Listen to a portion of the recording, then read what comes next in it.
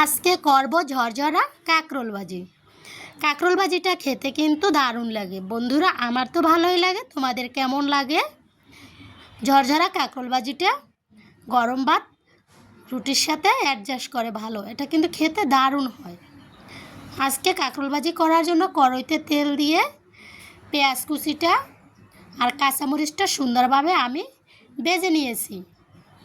আমি একই কড়াইতে সম্পূর্ণ কাজটা শেষ করব।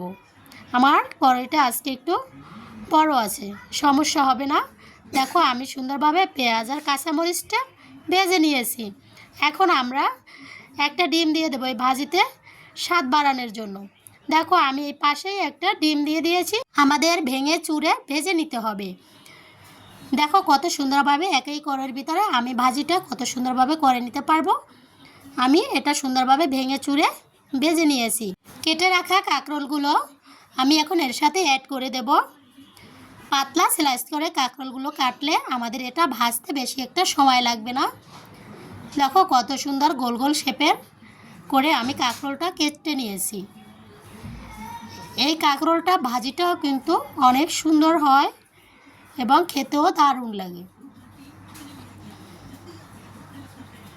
সবজির গুণগত মান ঠিক রেখে কিন্তু আমাদের সবগুলো রান্না করতে হয়, যে রান্নাগুলো আমাদের শারীরিক পুষ্টিগুণ বজায় রাখে। কোনো খাবারের মাত্রার অতিরিক্ত তাপে রান্না করা ঠিক না। যে কোনো রান্না টাইমের ভিতরে আমাদের শেষ করা উচিত। বিশেষ করে ভাজি তো বেশি সময় লাগে না, সেটা যদি বেশি সময় ধরে কুক করা হয় তার পুষ্টিগুণ নষ্ট হয়ে যায়। সেদিকে কিন্তু রান্নার সময় আমাদের খেয়াল রাখতেই হবে।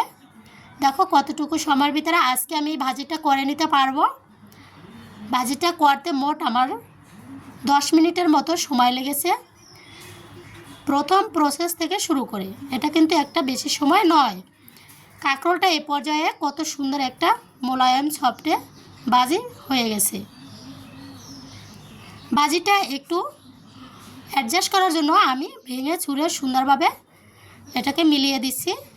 কাঁকরোলটা সম্পূর্ণ কত সুন্দর সিদ্ধ হয়ে গেছে। ভেঙে চুরে অ্যাডজাস্ট করার পরে দেখবে ভাজিটা কত ভালো লাগে দেখতে। ভাজিটা আমাদের প্রায় কমপ্লিট হয়ে গেছে। এটা আমরা এখন পরিবেশন করে দেব। এরকম গরম গরম ভাজি হলে সকাল সকাল গরম ভাত রুটির সাথে প্লেট খালি করে নিতে পারবে, দেখবে দারুণ লাগে। আর তোমাদের যদি বন্ধুরা আমার ভিডিওটি ভালো লেগে থাকে অবশ্যই চ্যানেলটি সাবস্ক্রাইব করে পাশে থাকা বেল আইকনে প্রেস করে দিও। নিত্য নতুন ভিডিওগুলো তোমাদের কাছে সবার আগে পৌঁছে যাবে। নিত্য নতুন মজাদার রান্নাগুলো দেখতে আমার চ্যানেলের সাথে সবসময় যুক্ত থাকো।